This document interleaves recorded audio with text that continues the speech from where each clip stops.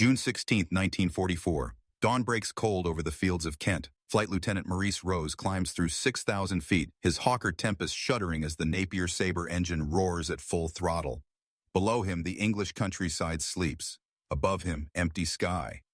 Then he sees it. A black cross against the gray horizon. Small at first, growing larger. Not a fighter, not a bomber. Something else entirely. The shape becomes clear now, a stubby fuselage with short wings, belching flame from its tail. The sound hits him next, a mechanical pulse, a rasping buzz that earned it the nickname every Londoner knows. Doodlebug, the first of Hitler's vengeance weapons, the V-1. Rose banks hard, pushing his fighter into a dive. The V-1 cruises at 400 miles per hour, oblivious, programmed, deadly. Beneath it, 2 million people in London go about their morning, unaware that 850 kilograms of high explosive fly toward them on a course that cannot be reasoned with, cannot be negotiated, can only be stopped. Rose's thumb moves to the firing button. His gun camera starts rolling. History is about to change. 1 week earlier, in the pre-dawn darkness of June 13, 1944, the first V-1 flying bomb lifted from its concrete ramp near Calais and turned toward London. It crashed harmlessly in a field near Swanscombe. The second fell on Bethnal Green at 4 a.m, killing 6 people as they slept. Within hours, 10 more struck the capital. Hitler's promised retaliation for D-Day had begun. The Vergeltungswaffe 1, Vengeance Weapon 1, represented a new age of warfare. Designed by Robert Lucer at the Fieseler Aircraft Company, the V-1 was the world's first cruise missile to see combat. 25 feet long with a 17-foot wingspan, it looked crude compared to the graceful fighters that would hunt it. But crude did not mean ineffective. Its Argus, pulse jet engine, mounted above the fuselage, pushed it to speeds of 400 miles per hour at altitudes between 2,000 and 3,000 feet. A simple gyroscope kept it stable. A small propeller in the nose counted down the miles. When the counter reached 0, 2 detonating bolts released, the elevator jammed, and the V-1 tipped into its final dive. Each weapon cost the Reich 4,000 Reichsmarks to produce, roughly 1/20th the cost of a V-2 rocket and a fraction of what a bomber cost. German factories could build them by the hundreds. Launch crews could fire dozens per day from the simple ramps scattered across northern France and the Low Countries. No pilot needed, no crew to train, no one to mourn when it fell. The V-1 was disposable terror, and it worked. London had survived the Blitz of 1940 and 1941, but this was different. The bombers of the Luftwaffe could be heard approaching, could be engaged by fighters, could be broken up by searchlights and anti-aircraft fire. The V-1 gave no warning except its distinctive buzzing roar, audible for miles but arriving with brutal speed. Worse still was the silence. When the pulse jet cut out, Londoners had perhaps 15 seconds before impact. 15 seconds to find shelter, 15 seconds to pray, 15 seconds that felt like forever and no time at all. The British government, already stretched thin, supporting the massive invasion force in Normandy, faced a crisis. Churchill received reports daily. By the end of June, over 2,000 V-1s had been launched toward England. Nearly half reached London. Casualties mounted. On June 18th, a V-1 struck the Guards Chapel during Sunday service, killing 121 worshippers. The psychological impact spread wider than the physical destruction. People stopped sleeping. Evacuation resumed. The government considered relocating essential services outside the capital. But the Allies had weapons of their own. The Royal Air Force and United States Army Air Forces commanded the skies over Western Europe by the summer of 1944. Thousands of fighters from rugged Republic P-47 Thunderbolts to sleek Supermarine Spitfires controlled the air. The newest addition to this fleet, the Hawker Tempest Mark V, had entered service specifically to counter the V-1 threat. Powered by a massive Napier Sabre engine producing over 2,000 horsepower, the Tempest could reach speeds exceeding 430 miles per hour, making it one of the fastest propeller-driven fighters in the world. Fast enough to catch a doodlebug, fast enough to kill it. Fighter Command issued immediate orders. Squadrons based in southern England received new assignments. Patrol zones were established over the Channel and the English coast. Anti-aircraft batteries repositioned along the Dover coast to create a firing corridor. Barrage balloons rose over London itself, their steel cables ready to snare any V-1 that slipped through. The plan was simple, executed in layers. Fighters would engage over the water and the coast. Guns would fire as the V-1s crossed the Dover batteries. Balloons would catch anything that made it to the city limits. Between June and September 1944, this defense system would be tested thousands of times. The Germans, meanwhile, watched from across the channel and waited. They watched as their vengeance weapons roared into the sky. They watched as some reached their targets and others vanished from their tracking screens.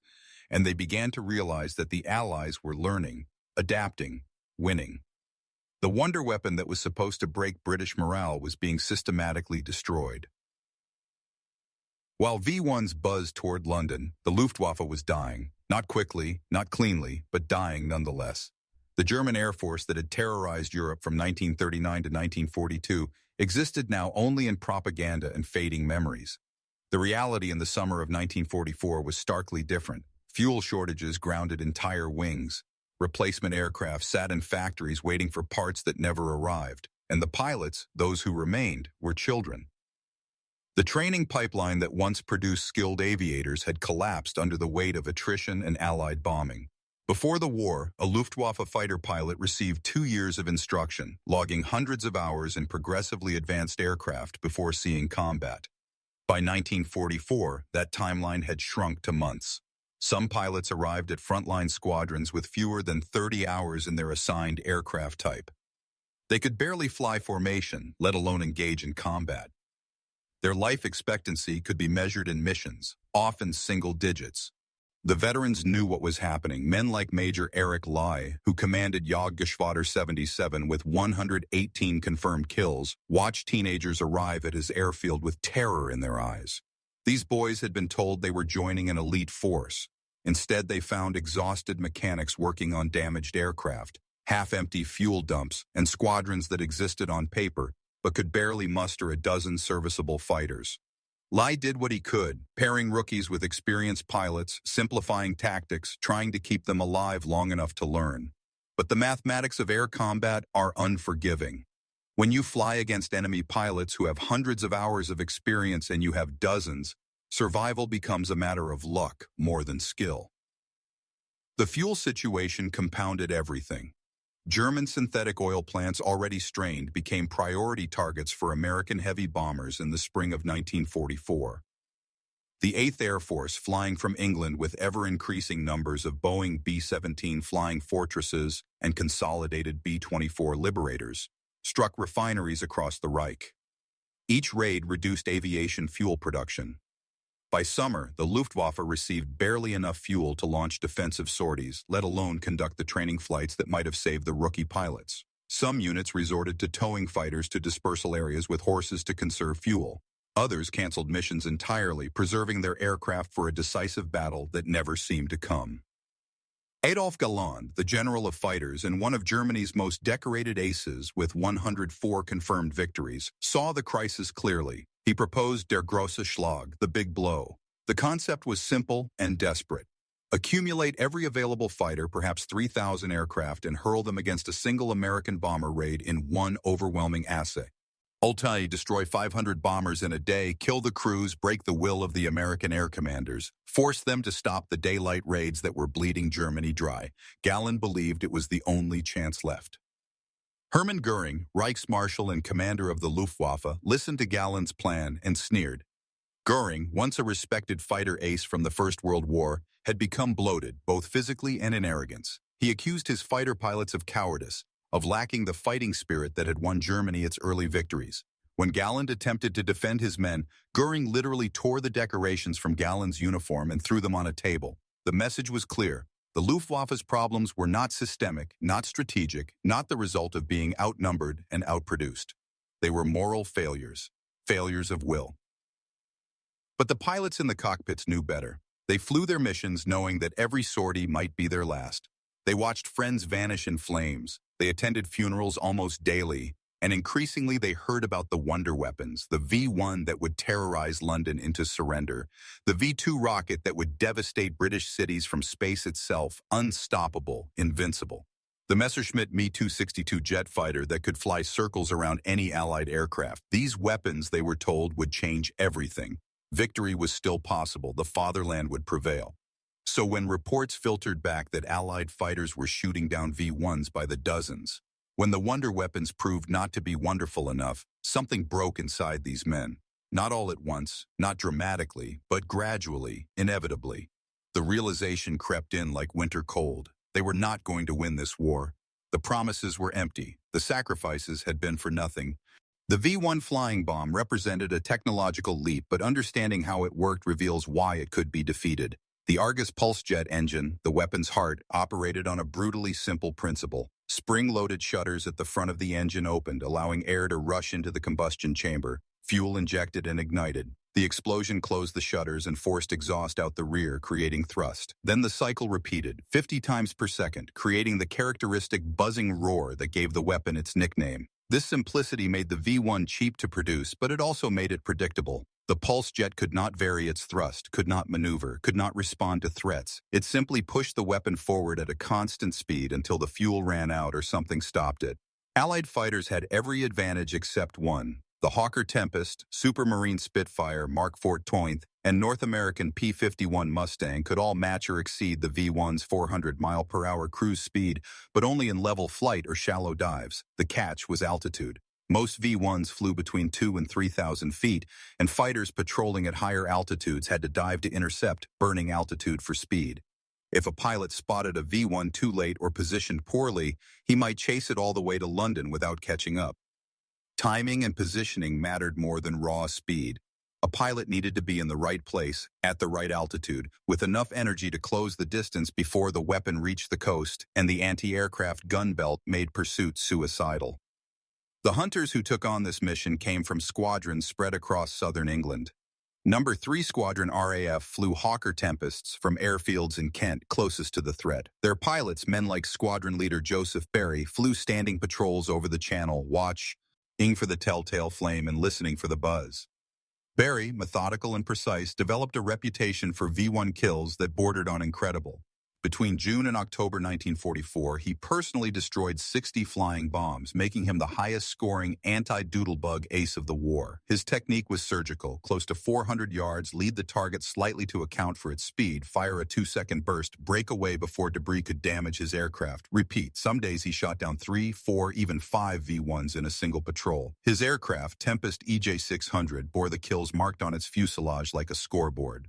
But the technology and tactics mattered less than the psychological dimension of this strange aerial war. For the British, the V-1 represented Hitler's spite made manifest. These were not military targets being struck. These were homes, churches, hospitals, schools. The randomness made it worse. A V-1 could not be aimed with precision. Launch crews pointed it roughly toward London and hoped. Where it fell depended on fuel load, wind, and the accuracy of the simple guidance system.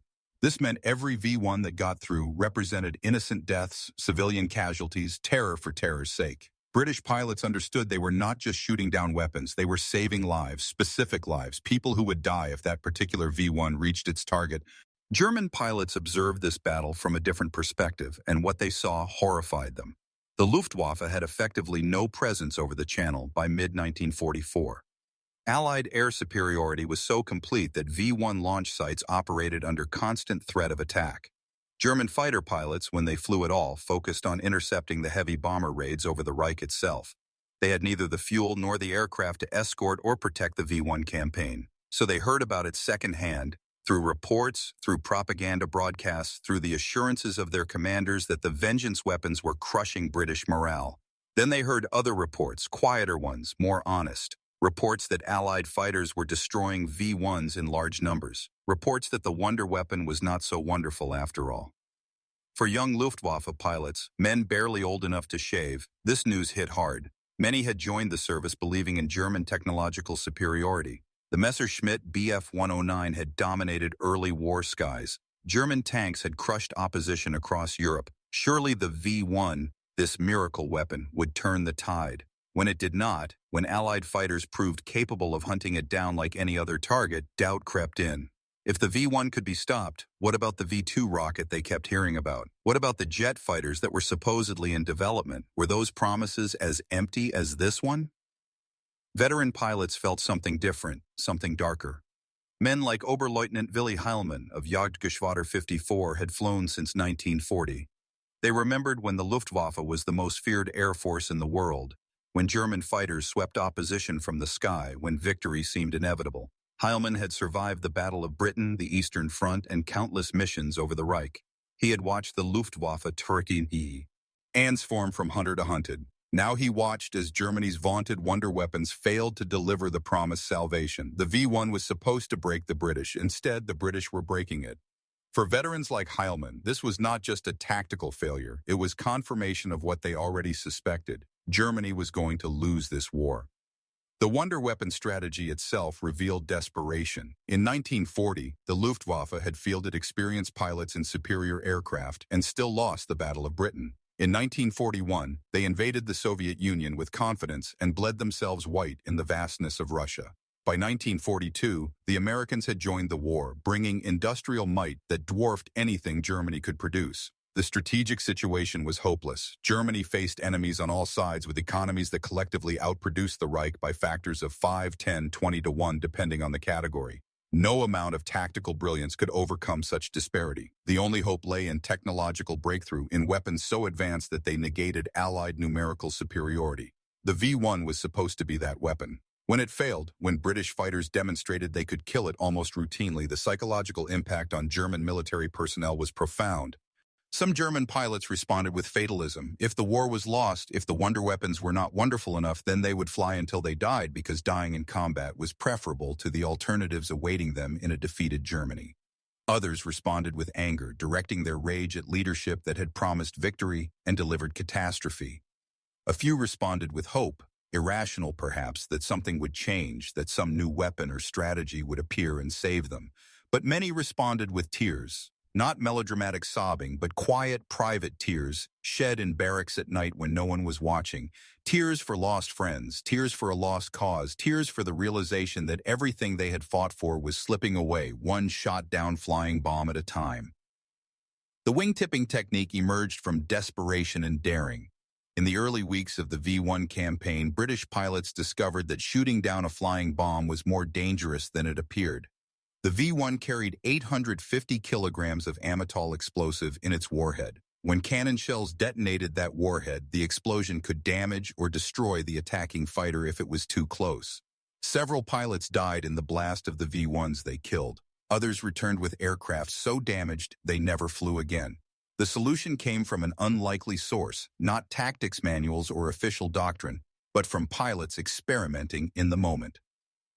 Squadron leader Kenneth Collier of No. 3 Squadron was the first to successfully execute the maneuver on June 23, 1944. Flying his Hawker Tempest, Collier chased a V-1 across Kent and ran out of ammunition before destroying it. Rather than watch it escape, he pulled alongside the flying bomb, carefully matched its speed, and positioned his wingtip beneath the V-1's wing. Then he nudged upward. The turbulent airflow from his wing tossed high. P disrupted the airflow over the V-1's wing, upsetting the simple gyroscopic guidance system. The flying bomb rolled, lost stability, and tumbled out of control into the ground. Collier had discovered that you did not need to destroy a V-1 to kill it. You just needed to confuse it. The technique spread quickly through the squadrons. Pilots found that bringing their wingtip within 6 inches of the V-1's wing created enough turbulence to topple the weapon without direct contact. Some pilots actually touched wing to wing, though this risked damage to both aircraft. The method required exceptional flying skill. You had to match speed exactly with a machine flying 400 miles per hour. You had to judge distances to within inches while both aircraft vibrated and bounced in turbulent air. You had to hold formation with something that did not respond to your presence, that would not move aside if you made a mistake. And you had to do all this knowing that the slightest error could send both aircraft spinning into the ground or worse, detonate the warhead and kill you instantly. Yet pilots did it repeatedly. Flight Lieutenant Roland Beaumont of No. 3 Squadron tipped 4 V-1s in a single day. Other pilots made it their preferred method, saving ammunition for other targets. The psychological aspect mattered too. There was something deeply satisfying about personally guiding a V-1 into the ground rather than simply blasting it from the sky. It was intimate, skillful, a demonstration of mastery over the machine. For pilots who spent much of their time engaging in impersonal long-range combat, the wing-tipping technique offered a rare moment of direct control.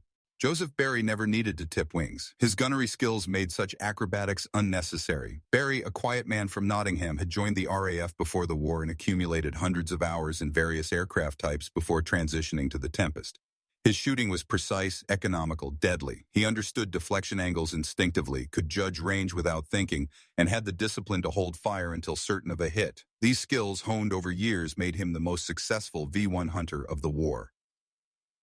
By September 1944, Barry had destroyed 60 flying bombs, more than any other pilot. His logbook recorded kills with terse efficiency: date, time, location, result. Behind those entries lay intense action, split-second decisions, and constant danger. Anti-aircraft gunners did not always distinguish between friend and foe in the heat of the moment. Barry flew through friendly fire regularly. Flak fragments damaged his aircraft multiple times. Other V-1 hunters collided with the weapons they pursued, dying in the explosion. Barry survived through skill and luck, both necessary in equal measure. But survival carried a cost. Barry flew multiple sorties daily during the peak of the V-1 campaign. He watched V-1s explode over Kent when he arrived seconds too late. He saw the smoke rising from London after weapons got through. Each kill mattered because each kill saved lives. But there were always more V-1s, always another launch, always the knowledge that while you were refueling and rearming, more people were dying. The pressure accumulated like physical weight. Barry continued flying, continued killing V-1s, but those close to him noticed the strain. He slept poorly, ate little, spoke less. The successful hunter was being hunted in turn, not by enemy fighters, but by exhaustion and stress. On October 2, 1944, squadron leader Joseph Barry took off and what would be his final mission? German anti-aircraft fire found his Tempest over Holland. He died in the crash, age 24, the highest-scoring anti-V-1 ace of the war, a statistic that means everything and nothing. His squadron mourned briefly and continued the mission. There were still flying bombs to stop, still lives to save. German pilots, when they learned details of Barry's record, reacted with grudging respect and deep dismay. 60 V-1s destroyed by a single pilot. How many more were destroyed by the hundreds of other Allied pilots hunting them? The numbers told a story German leadership did not want to hear. The V-1 campaign was failing. The vengeance weapon was avenging nothing. And if this weapon failed, if Allied fighters and guns and balloons could systematically destroy the flying bombs, what hope remained? The V-2 rocket could not be intercepted, true, but rockets were expensive, slow to produce, and inaccurate. The Me-262 jet was fast but plagued by engine problems and fuel shortages. The wonder weapons were not wonderful enough. The war, it seemed, was already lost. Some men accepted this. Others refused to believe. All of them kept flying because what else was there to do? September 1944 brought cold statistics that told a devastating story. Of the V-1 flying bombs launched against Britain that month, the layered defense system destroyed 80% before they reached London. Fighters accounted for nearly 2,000 kills. Anti-aircraft batteries claimed another 2,000. Barrage balloons snagged hundreds more. The remainder, perhaps 1 in 5, got through to their targets. From a military perspective, this was failure. No weapon system can sustain 80% losses and remain viable. The V-1 campaign as a strategic tool was over before autumn leaves began to fall. But Germany continued launching the weapons because Germany had no other options. The war on the ground was turning catastrophic. In the east, the Red Army smashed through German lines and raced toward Warsaw. In the west, American and British armies liberated Paris and pushed toward the German border. Inside the Reich itself, cities burned under round-the-clock bombing. The Luftwaffe, once the pride of the military, could barely contest Allied air supremacy. German factories still produced aircraft, but fuel shortages and pilot losses meant many never flew combat missions. The situation demanded desperate measures. Adolf Hitler, isolated in his headquarters and increasingly detached from reality, fixated on wonder weapons as Germany's salvation. If the V-1 was insufficient, then the V-2 rocket would succeed. If the rockets were too few, then the new Me-262 jet fighters would sweep Allied bombers from the sky. If none of these worked individually, then they would work collectively. Hitler demanded offensives, counterattacks, victories that existed only in his imagination. His military commanders, knowing the truth but afraid to speak it, tried to find ways to deliver what he wanted. In December 1944, Hitler launched Operation Wacht am Rhein, the Ardennes offensive that history would remember as the Battle of the Bulge. 24 German divisions attacked through the supposedly quiet Ardennes forest, achieving complete surprise and initial success. American lines broke. Panzers penetrated deep into Belgium. For a few days, it seemed the impossible might happen, that Germany might actually split the Allied armies and force a negotiated peace. Then the weather cleared, Allied air power deployed, and the offensive stalled. The Luftwaffe, which was supposed to support the ground attack, took horrible losses. By late December, the Ardennes offensive was clearly failing. Grinding down into a battle of attrition, Germany could not win. Major General Dietrich Peltz, commanding Jagdkorps II and controlling all Luftwaffe fighters on the Western Front, received orders to conduct one final desperate air operation. The concept, codenamed Operation Bodenplatte, was simple in theory and nearly impossible in practice. Every available German fighter would launch at dawn on New Year's Day 1945 and attack Allied airfields in Belgium and the Netherlands.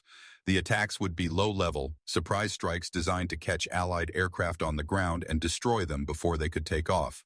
If successful, Bodenplatte would eliminate hundreds of Allied fighters and tactical bombers, providing air superiority for what remained of the Ardennes offensive. Peltz knew the operation was suicide for many of his pilots, but orders were orders. He assembled over 1,000 fighters from 11 Jagdgeschwader fighter wings whose histories stretched back to the glory days of German air power. JG-2 Richthofen, named for the Red Baron himself. JG-26 Schlageter, one of the oldest and most decorated wings. JG-77, whose pilots had fought from North Africa to Russia. These units, or what remained of them, would fly the mission. Many of the pilots were veterans with hundreds of combat hours. Many more were teenagers with barely enough training to take off and land. On New Year's Eve, as 1944 counted down its final hours, squadron commanders across Western Germany opened sealed orders and briefed their pilots. The men listened in stunned silence as the plan unfolded. They would take off before dawn, fly at treetop level to avoid radar, follow Pathfinder aircraft to their targets, and attack in overwhelming force. No mercy, no hesitation, no holding back. Strafe the parked aircraft, hit the fuel dumps, kill anything that moved, then fly back to Germany. Some pilots would not return. Many pilots would not return. But the mission would succeed because it had to succeed, because the alternative was admitting that Germany had already lost. The pilots, after the briefings ended, reacted in different ways. Some drank heavily, knowing this might be their last night alive. Others wrote letters to families they might never see again. A few prayed, though faith had become a scarce commodity in the desperate final months of the war, and some, particularly the veterans who understood odds and probabilities, simply sat in silence and contemplated what the morning would bring. Lieutenant Gunther Blummertz of JG-26 attended a New Year's Eve party that his commander tried to shut down but ultimately allowed to continue. Blummertz danced with local girls and drank schnapps while an orchestra played approved jazz music. The party had a manic quality, too loud, too bright, too desperate. Everyone knew something was happening. No one knew exactly what. When the order came to report to the flight line, Blummertz and his fellow pilots left the girls mid-dance and drove through the dark to their aircraft. Their Focke-Wulf FW-190 fighters sat in neat rows, fueled and armed, waiting. Ground crews had worked through the night to ensure every aircraft would fly. The mechanics knew, even if they had not been briefed, something big was coming.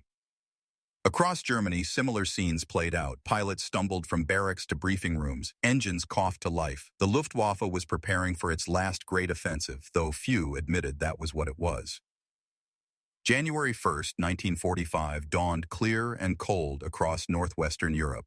At airfields stretching from the Rhine to the Dutch border, over 1,000 German fighters started their engines in the pre-dawn darkness. The roar was immense. Hundreds of Daimler-Benz and BMW engines combining into a sound like sustained thunder. Pilots strapped into cramped cockpits ran through pre-flight checks and waited for the signal. At precisely 8 o'clock in the morning, the first fighters began their takeoff rolls. The plan called for strict radio silence and low-level flight. Junkers Ju-88 night fighters, repurposed as pathfinders, would lead each formation to its assigned target. The fighters would follow, maintaining visual contact, staying below radar coverage.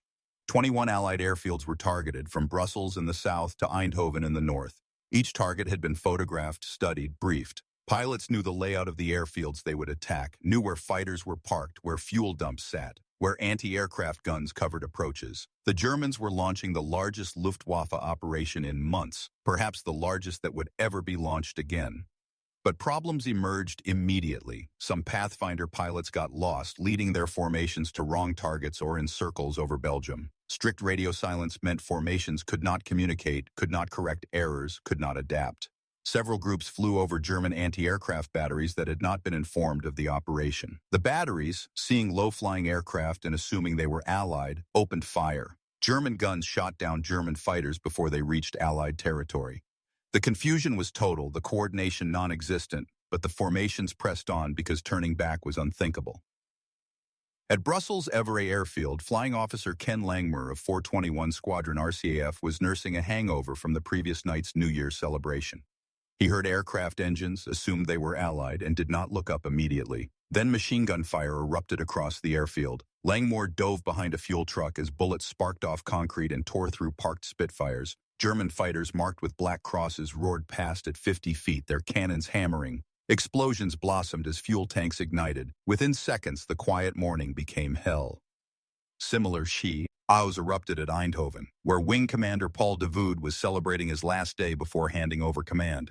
He watched in disbelief as Messerschmitt Bf 109 screamed across his airfield, strafing everything in sight. Parked Typhoons exploded. Ground crew scrambled for cover. Some did not make it.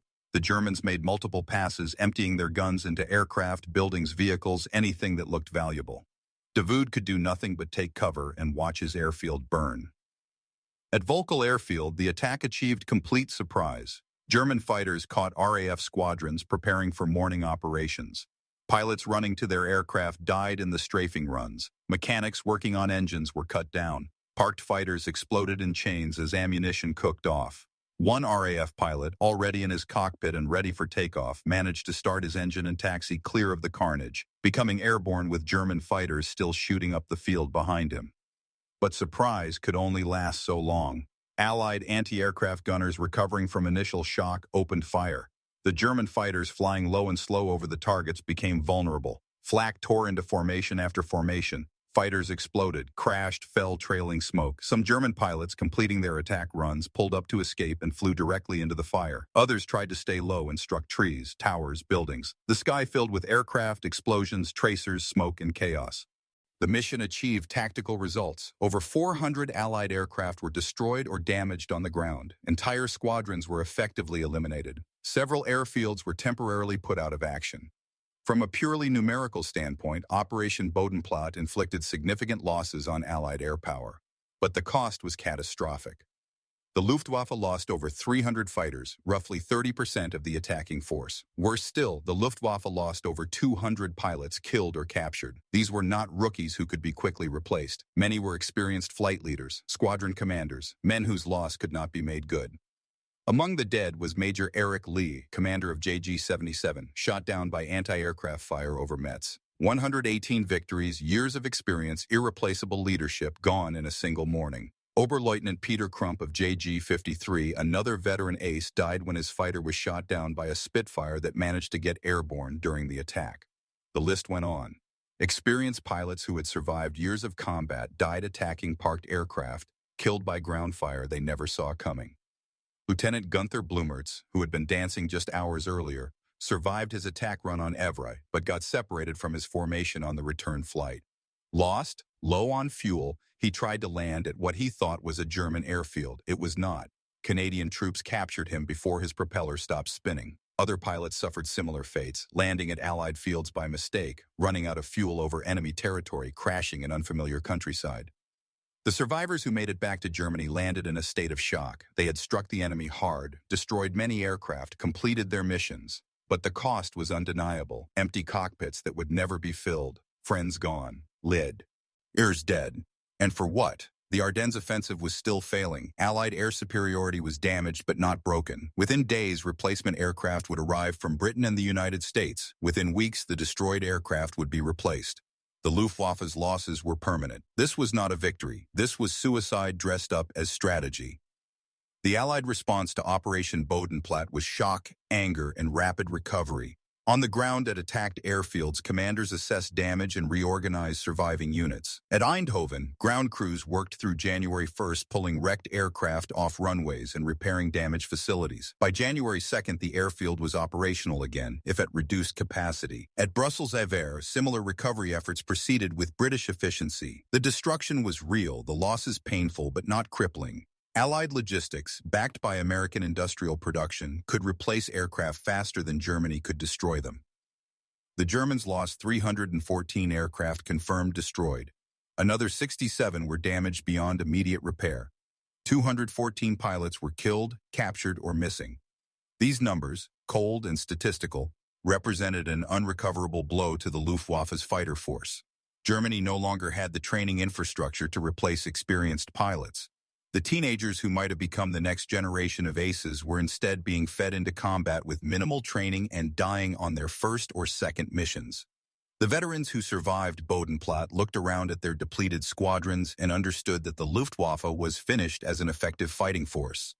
Adolf Galland, the general of fighters who had been effectively sidelined before the operation, received reports of the disaster with bitter resignation. His warnings had been ignored. His big blow strategy had been perverted into this wasteful ground attack mission. Now his best pilots were dead, killed attacking parked aircraft instead of intercepting bombers where their skills might have mattered. Galland's relationship with Hermann Goering had deteriorated to open hostility. Within weeks, Galland would be removed from his position entirely, ending his career as a staff officer and returning him to cockpit duty, leading a small unit of elite pilots flying Me-262 jets. The V-1 campaign, meanwhile, continued but with diminishing effectiveness. Launch crews in the Netherlands kept firing flying bombs toward Britain, but Allied defenses had perfected their interception techniques. The kill rate remained above 75%. The psychological impact on British civilians diminished as people adapted to the threat and learned to trust the defense system. The V-1 became background noise, dangerous but manageable, not the terror weapon it was intended to be. The V-2 rocket campaign proved similarly ineffective. Over 3,000 V-2s were launched against Allied targets between September 1944 and March 1945, most aimed at London and Antwerp. The rockets were unstoppable, true, but also unguided and inaccurate. A V-2 might strike anywhere within several miles of its aim point. This made them useless against military targets and only marginally effective as terror weapons. The British government suppressed news of V-2 impacts to deny Germany intelligence about accuracy, claiming that gas main explosions were causing the mysterious blasts. The deception worked. German launch crews adjusted their aim based on false assumptions, making the rockets even less accurate. Or German pilots watching these campaigns fail, the psychological damage was severe. They had been promised that wonder weapons would change the war. The V-1 was being shot down routinely. The V-2 was falling on empty fields as often as cities. The Me-262 jet, potentially a war-winning weapon, was being squandered in small numbers due to fuel shortages and Hitler's insistence that it be used as a bomber rather than a fighter. Every promise had proven hollow. Every assurance had been a lie. Some pilots, particularly the youngest and most ideologically committed, clung to belief in final victory. Propaganda still blared about secret weapons in development, about armies that would relieve Berlin, about divisions that existed only on paper. These men flew their missions with fanatical determination, dying in flames while screaming loyalty to the Führer. Others, the veterans who had seen too much and understood too clearly, flew their missions with grim fatalism. They would fight until they died or the war ended, whichever came first. And a few simply broke, refusing to fly, requesting transfers to ground duty, doing anything to escape the meat grinder that aerial combat had become. The Luftwaffe of January 1945 bore no resemblance to the force that had terrorized Europe 5 years earlier. It was a shadow, a ghost, kept alive by inertia and desperation, and every pilot knew it. In the weeks following Operation Bodenplatte, personal stories emerged that illustrated the human cost of the operation. Oberleutnant Willy Heilmann of JG-54, who had survived the mission against Brussels Grimbergen, returned to find half his squadron gone. Friends he had flown with for years were dead. The replacements who arrived were boys, 16 and 17 years old, terrified and untrained. Heilmann tried to teach them, tried to keep them alive, but there was not enough time, not enough fuel, not enough of anything. He watched them die one by one, their faces blurring together in his memory until he could no longer remember individual names. Adolf Galland, officially removed from his command position in late January, assembled a hand-picked unit of veteran pilots to fly the Me-262 jet. Jagdverband 44, as the unit was designated, included some of Germany's highest-scoring aces: Gerhard Barkhorn with 301 kills, Johannes Steinhoff with 176, Heinz Bahr with over 200. These men, legends of German aviation, flew the revolutionary jet fighter in the war's final months. They shot down Allied bombers, engaged in dogfights with Mustangs and Spitfires, and proved that the Me-262 could have been decisive if deployed earlier and in greater numbers. But by early 1945, there was no earlier, no greater numbers, no time left. JV-44 was an elite force fighting for a lost cause. Heinz Knoke, a veteran pilot with 33 confirmed kills, kept a diary throughout the war that he later published. His entries from early 1945 reflect the desperation and resignation that had settled over the Luftwaffe. He wrote of flying with no fuel reeves, of landing with dry tanks, of watching rookies die on their first missions. He wrote about the American bomber streams that filled the sky like flocks of migrating birds, untouchable, unstoppable. And he wrote about the moment he realized Germany would lose, the moment the propaganda could no longer hide the truth. For Knoke, that moment came not in a single revelation, but in accumulated evidence, mission after mission, loss after loss, until denial became impossible. The wonder weapons that were supposed to save Germany continued production until the war's end, but everyone involved knew they were irrelevant. V-1 launch crews fired their weapons mechanically, without hope that they mattered.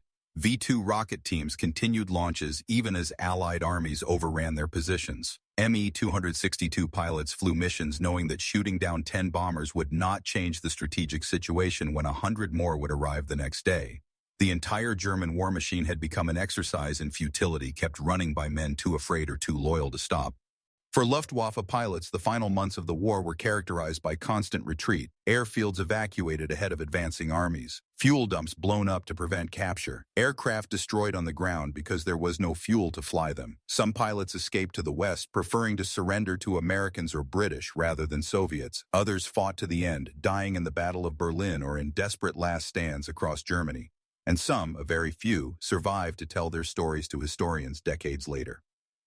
Squadron leader Joseph Barry did not live to see the war's end. His death in October 1944 spared him from witnessing the final collapse. The 60 V-1s he destroyed represented lives saved, terror prevented, missions accomplished. His name entered RAF history as one of the most successful defensive pilots of the war. But Barry himself would have counted the cost differently, measured not in kills but in friends lost, in stress accumulated, in the weight of responsibility that comes with knowing your actions determine whether strangers live or die. The emotional impact of the V-1 campaign's failure on German pilots cannot be quantified in statistics. How do you measure disappointment, disillusionment, despair? How do you count tears shed in private, prayers whispered in cockpits, last letters written before missions that would not be survived? The numbers tell us about aircraft destroyed and pilots killed. They do not tell us about the moment when hope died, when veterans who had believed in victory finally accepted defeat, when the wonder weapons proved to be not wonderful enough. That moment came at different times for different men, but for all of them it came, inevitable as winter. The question posed at the beginning now has its answer. Why did German pilots cry when Americans and British started shooting down Hitler's vengeance weapons? Hay cried because those weapons represented their last hope.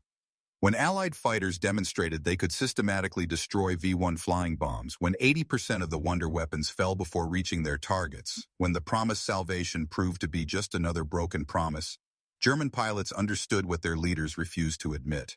The war was lost. The V-1 campaign and Operation Bodenplatte together represent one of history's clearest examples of desperation masquerading as strategy. Germany in late 1944 lacked the resources to win a conventional war. The Allies controlled the skies, commanded the seas, and fielded armies that outnumbered and outgunned German forces. Germany's only hope lay in technological breakthrough, in weapons so advanced they could offset overwhelming enemy advantages. The V-1 was supposed to be such a weapon. When it failed, when young RAF pilots like Maurice Rose and Joseph Barry proved they could hunt it down and kill it, that hope evaporated. The human cost of this failure extended beyond casualty statistics. German pilots, particularly the veterans, had sacrificed years of their lives fighting for what they believed was a righteous cause. They had watched friends die, cities burn, families suffer. The promise of wonder weapons offered meaning to that sacrifice. Victory might still be possible. The suffering might still have purpose. When the weapons failed, that meaning collapsed. The sacrifices had been for nothing. The suffering was pointless. Defeat was certain.